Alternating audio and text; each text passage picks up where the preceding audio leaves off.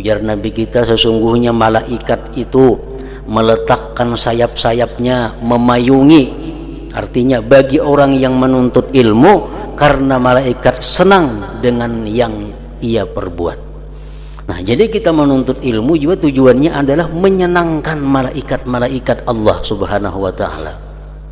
Siapa-siapa yang hendak memandang orang-orang yang dibebaskan dari api neraka, pandanglah orang-orang yang menuntut ilmu agama.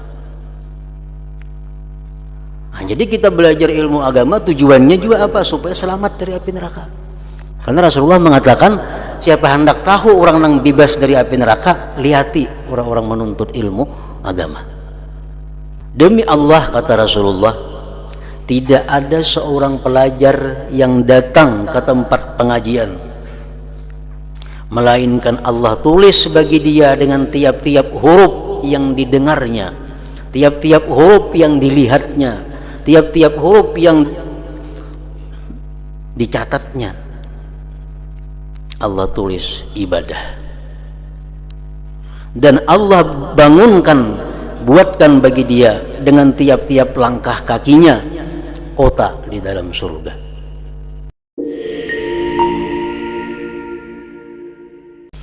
Nah, dorongan menuntut ilmu, tujuan untuk menuntut ilmu agama untuk mendapatkan kemegahan supaya terkemuka di antara orang-orang, untuk menghimpunkan kekayaan, maka itu adalah menuntut ilmu membinasakan diri sendiri, menghancurkan diri sendiri. Sesuai dengan sabda Rasulullah sallallahu alaihi wasallam, man ta'allama al-ilma li arba'in dakhalan nara. Ujar Nabi kita, barang siapa yang menuntut ilmu karena 4 hal, dakhalan nara, maka dia akan masuk api neraka. Pertama, liyubahiya bihil ulama, dia menuntut ilmu untuk bermegah-megah dengan ulama, atau untuk mendebat dengannya ilmu akan orang-orang yang bodoh. Kalau aku berisi ilmu, aku nyaman karena mengalahkan orang-orang yang bodoh. Atau dia menuntut ilmu agar orang berpaling kepadanya, agar orang menghadap kepadanya. Atau dia tujuan menuntut ilmu agar dia dapat mengambil dari pemerintahan gajian, harta, kehormatan, pangkat dan kedudukan. Nah, orang-orang yang menuntut ilmu karena 4 hal itu, kata Rasulullah, dakhalan nara, dia akan masuk ke dalam api neraka. Dan guru yang mengajarmu adalah dikira menolongmu di dalam membuat maksiat. Kenapa? Karena yang dilajari ini sudah tujuannya untuk maksiat. Dan ia, guru, juga akan merasakan kerugian. Ketika ini guru yang mengajarmu itu laksana seorang yang menjual pedang kepada perampok. Menjual pedang kepada perampok hukumnya adalah diharamkan karena menolong orang berbuat kejahatan.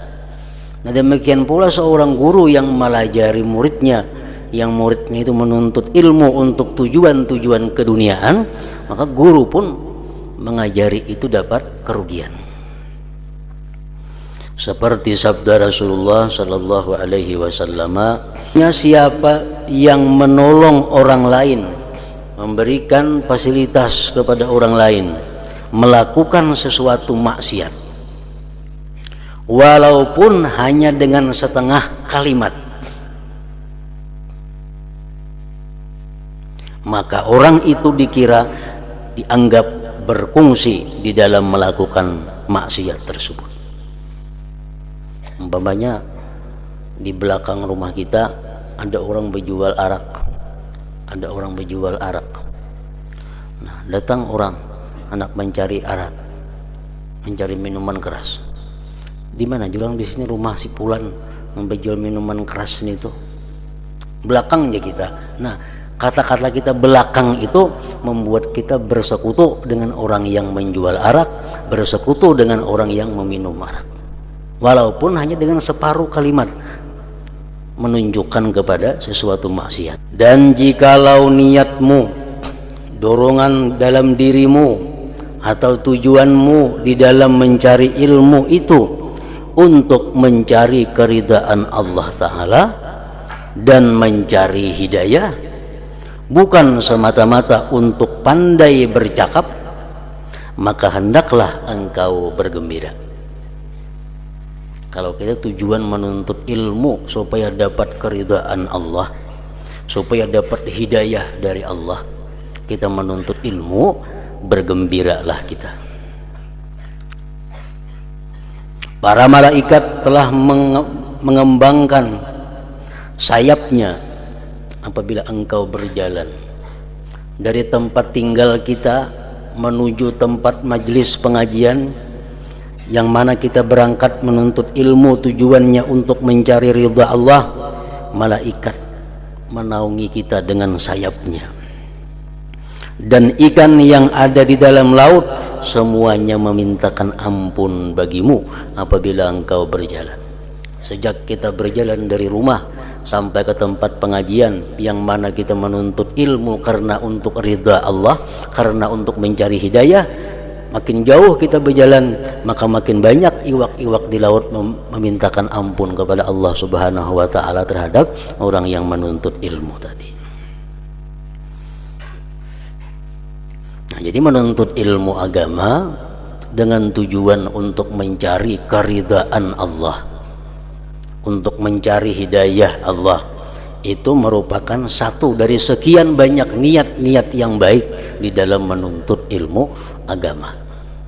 Makin banyak niat dorongan dalam diri kita untuk menuntut ilmu, makin banyak niatnya, makin banyak pahala yang didapat oleh kita. Ujar Imam Ghazali mengatakan bahwa satu perbuatan taat macam menuntut ilmu, mungkin bahwa bisa artinya bahwa dia berniat beberapa kebaikan yang banyak, maka jadilah dia dengan tiap-tiap satu niat dapat satu kebaikan dan diganda sampai 10. Nah, jadi kalau kita niat menuntut ilmu agama karena mencari keridhaan Allah, kita dapat 10 pahala. Ditambah lagi kita menuntut ilmu dengan niat untuk mencari hidayah Allah, dapat 10 ulang pahala. Makin banyak niat yang kita tanamkan, asalkan niat itu niat yang baik, makin banyak pahala yang didapat dengan kemurahan dan anugerah daripada Allah Subhanahu wa Ta'ala. Jadi pertama, niat kita menuntut ilmu itu talabatul ilmi, para penuntut ilmu, termasuk di dalamnya sudah muallim wal muta'allim, pengajar atau belajar, itu talabul ilm. Menuntut ilmu artinya termasuk di dalamnya orang yang belajar dan mengajar. Jadi kalau kita menuntut ilmu, niatnya pertama untuk mencapai keridhaan Allah, dapat pahala satu kebaikan diganda 10 kebaikan. Niat kita menuntut ilmu untuk mencari hidayah dari Allah, dapat satu pulang kebaikan diganda 10. Ditambah lagi kita menuntut ilmu dengan niat menjunjung, melaksanakan titah atau perintah Allah, perintah Rasul Allah.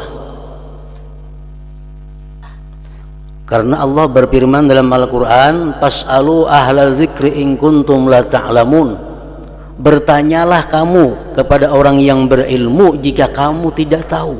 Belajar artinya. Nah, jadi kita belajar ini menjunjung perintah Allah, perintah Rasulullah. Ujar Nabi kita, utlubul ilma, tuntutlah ilmu agama walau bisin, walaupun sampai ke negeri Cina. Nah, jadi kita menuntut ilmu ini juga niatnya menjunjung perintah Allah dan Rasulnya. Disuruh Allah dan Rasul, makanya aku ini menuntut ilmu. 3 sudah niatnya. 3 kali 10 dapat 30 pahala. Ditambah lagi niatnya pulang menuntut ilmu itu istirdaul malaikah. Aku menuntut ilmu ini juga untuk mencari keridhaannya malaikat, supaya malaikat itu senang lawan aku. Ujar Nabi kita, sesungguhnya malaikat itu meletakkan sayap-sayapnya memayungi, artinya bagi orang yang menuntut ilmu, karena malaikat senang dengan yang ia perbuat. Nah, jadi kita menuntut ilmu juga tujuannya adalah menyenangkan malaikat-malaikat Allah Subhanahu wa ta'ala. Malaikat makhluk yang dicintai Allah, malaikat makhluk yang mencintai Allah. Kita menyenangkan orang yang dicintai Allah sama halnya menyenangkan Allah Subhanahu wa ta'ala. Yang kelima, tujuannya kita menuntut ilmu, niat menuntut ilmu, talabul maghfirah war rahmah wan najah minan nar. Aku menuntut ilmu ini maksudnya adalah, niatnya adalah juga mencari ampunan, mencari rahmah dan keselamatan daripada api neraka.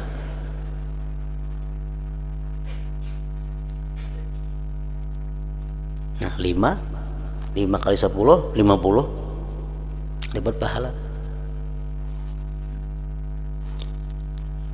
Menuntut ilmu dengan tujuan untuk mendapatkan ampunan Allah, mendapatkan rahmah Allah, keselamatan dari api neraka.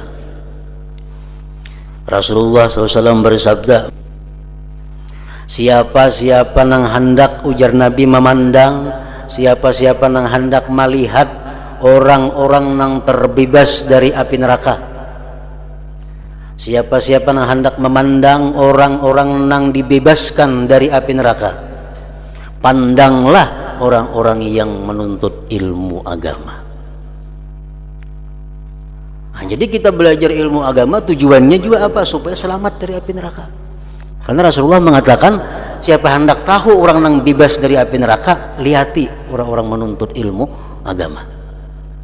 Demi Allah, kata Rasulullah, tidak ada seorang pelajar yang datang ke tempat pengajian melainkan Allah tulis bagi dia dengan tiap-tiap huruf yang didengarnya, tiap-tiap huruf yang dilihatnya, tiap-tiap huruf yang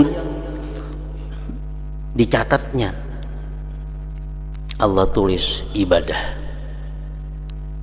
Dan Allah bangunkan, buatkan bagi dia dengan tiap-tiap langkah kakinya kota di dalam surga. Orang yang menuntut ilmu ini dia berjalan di muka bumi, bumi memintakan ampun baginya. Berjalan di muka bumi, bumi memintakan ampun, ya Allah ampuni orang berjalan di atasku nasi pulan bin pulan, karena dia menuntut ilmu agama. Dan di waktu petang, di waktu pagi, dia diampuni oleh Allah. Wa syahidat lahul malaikah, dan malaikat pun bersaksi. Wa yaqulun, malaikat berkata, haula utaqaullah minan nar. Ya, malaikat itu orang-orang yang menuntut ilmu agama, orang-orang yang dibebaskan Allah daripada api neraka. Makanya ada hadis yang mengatakan, andai kata orang-orang, andai kata manusia-manusia itu diberi hidayah oleh Allah, tahu bagaimana pahala yang Allah siapkan, pahala yang Allah berikan kepada orang yang menuntut ilmu agama, niscaya bakalahian berebut untuk menuntut ilmu agama itu. Andai kata semua orang diberitahu oleh Allah kayak apa generalnya pahala yang disediakan kepada orang menuntut ilmu, madrasah, pondok pesantren, majelis taklim karena muatnya.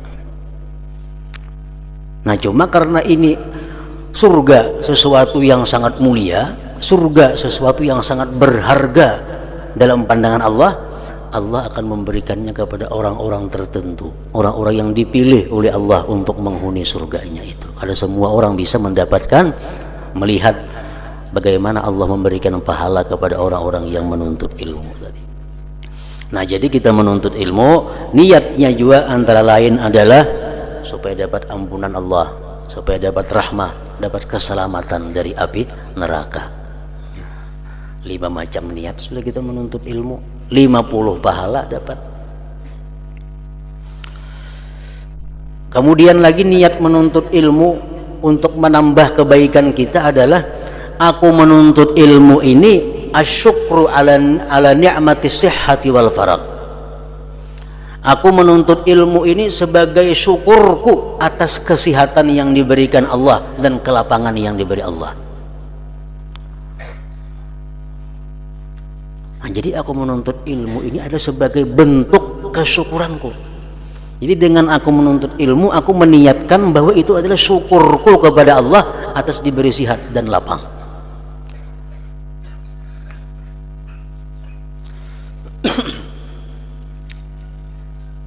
6 sudah.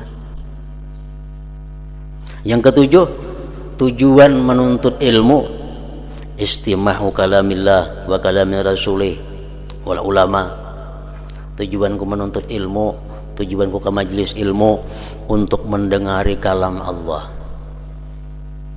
mendengari Al-Quran, mendengari kalam-kalam Rasulullah, al-hadis, mendengari kalam-kalam perkataan para aulia, para ulama.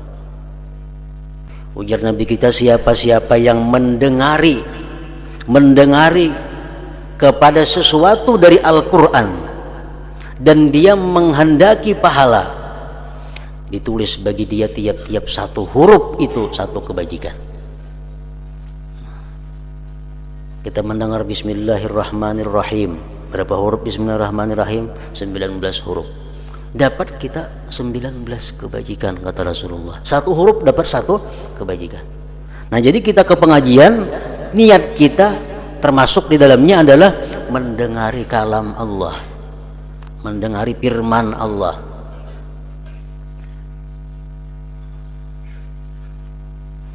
Yang kedelapan, tujuan kita menuntut ilmu, tujuan kita ke majelis ilmu, tujuan kita sekolah agama, ifrahul walidain, membuat senang orang tua kita, membuat senang ibu bapak.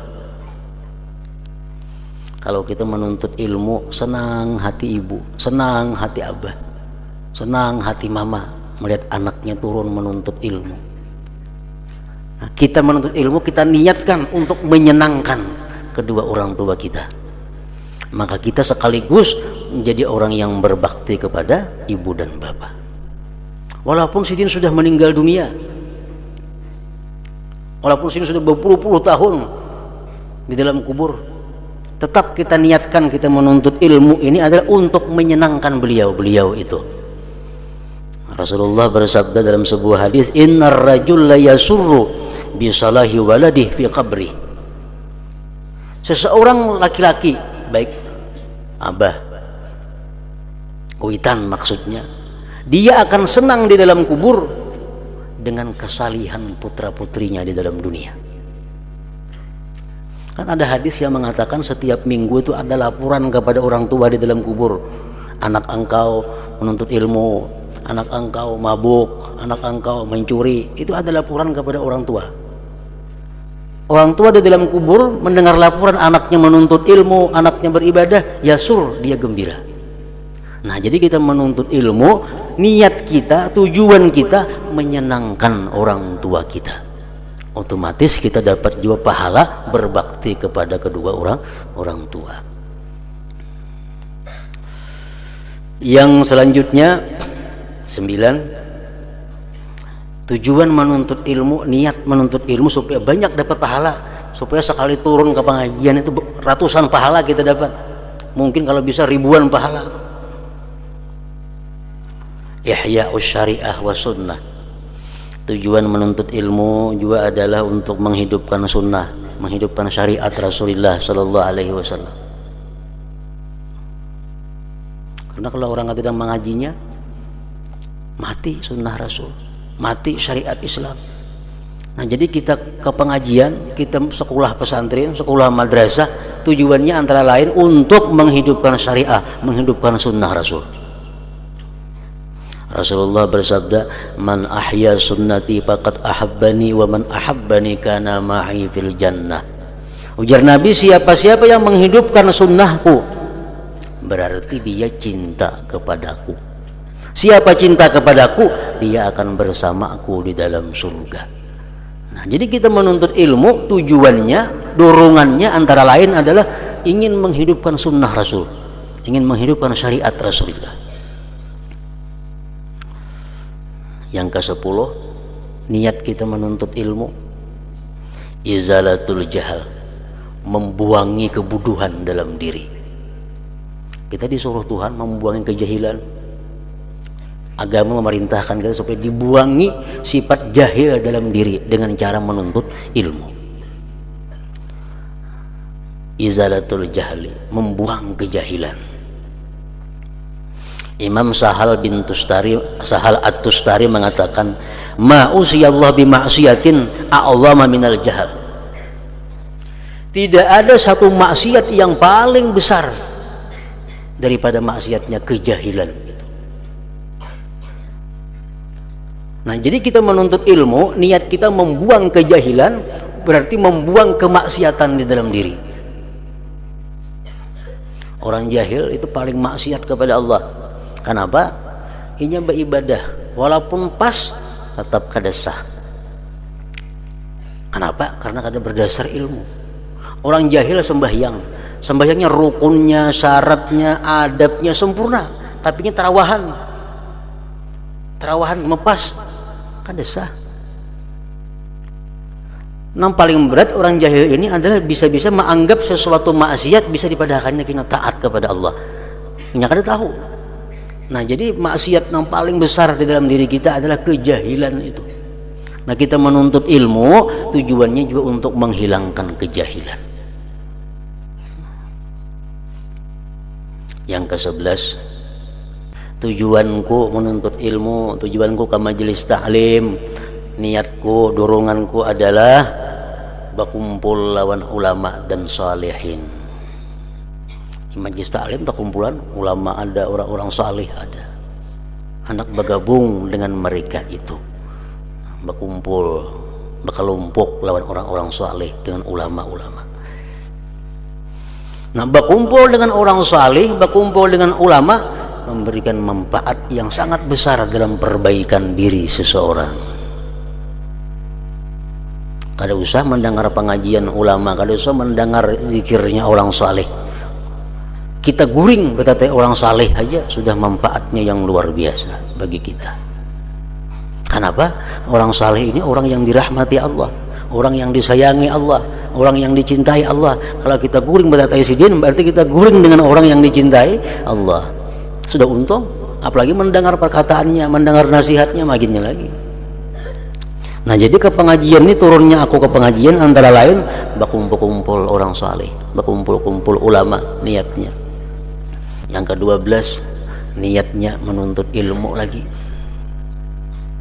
Al-amru bil ma'ruf wan nahyu 'anil munkar. An nafsihi wa an ghairihi.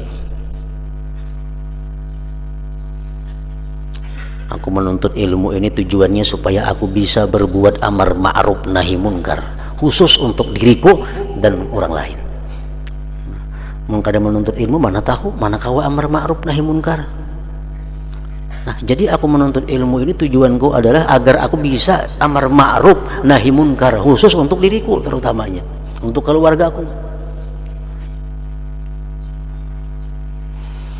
Nah, makanya itu 12 niat hanya untuk satu pekerjaan menuntut ilmu.